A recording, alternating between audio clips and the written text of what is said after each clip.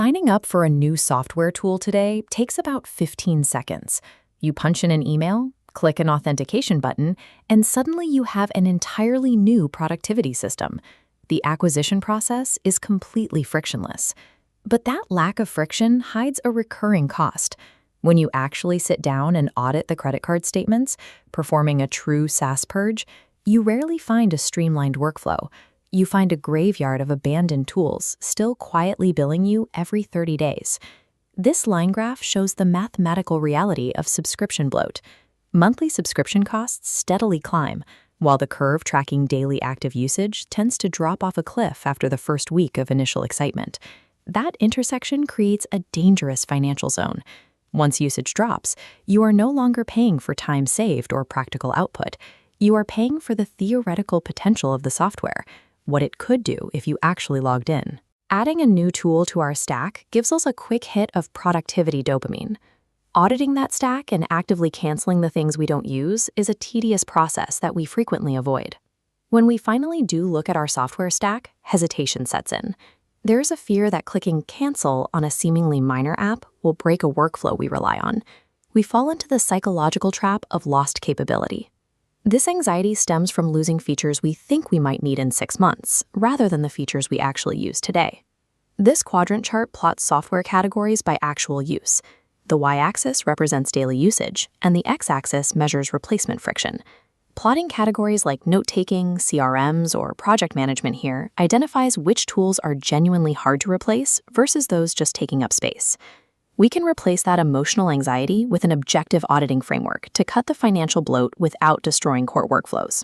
A lean stack built around established habits outperforms a complex one designed for potential use. This scorecard, called the retention audit, provides a framework for evaluating software value. It tracks 3 specific metrics: adoption friction, feature overlap, and scalability. The first strategic option is building a stack out of highly specialized, single-purpose tools. Standalone apps provide access to specific features tailored for tasks like high-end video rendering or advanced email automation. However, this approach increases cognitive load through constant app switching and often traps information inside isolated data silos. The alternative strategy is to migrate an entire workflow into a single all-in-one workspace platform. Consolidation provides immediate organizational benefits, a single monthly bill, and centralized data search across all ongoing projects. But all-in-ones can force users to rely on generalized features. They also create massive lock-in friction, making it difficult to migrate your operation away if prices rise or performance drops. The right architectural choice depends on whether the priority is minimizing task friction for the individual or administrative friction for the business. Beyond the tools themselves, we have to audit specific subscription tiers, particularly the just-in-case mindset that drives premium upgrades. We upgrade to top tiers to guarantee access to high-end capabilities, priority support, and higher usage limits. This chart illustrates the financial trade-off. We pay a significant monthly premium for enterprise-level features, yet across most tech stacks, those specific capabilities see less than 10% utilization. In a team environment, the problem compounds when we implement complex software without assigning dedicated staff for training and onboarding. On paper, the deployment is a success because the tool is technically available to all staff members. In practice, this leads to low daily active usage and team frustration as people struggle to navigate an unfamiliar interface. This creates shadow IT, where team members quietly abandon the enterprise platform and revert to using unapproved free tools they actually prefer. A software's feature list matters very little if financial bloat or adoption friction prevents it from becoming a daily habit for the team. The SaaS purge relies on identifying which tools have actually integrated into your daily workflow alongside their financial and administrative costs. The flowchart starts directly. Has this tool been opened in 14 days? Complete non-usage triggers an immediate cancel. Superficial usage drops to a free tier.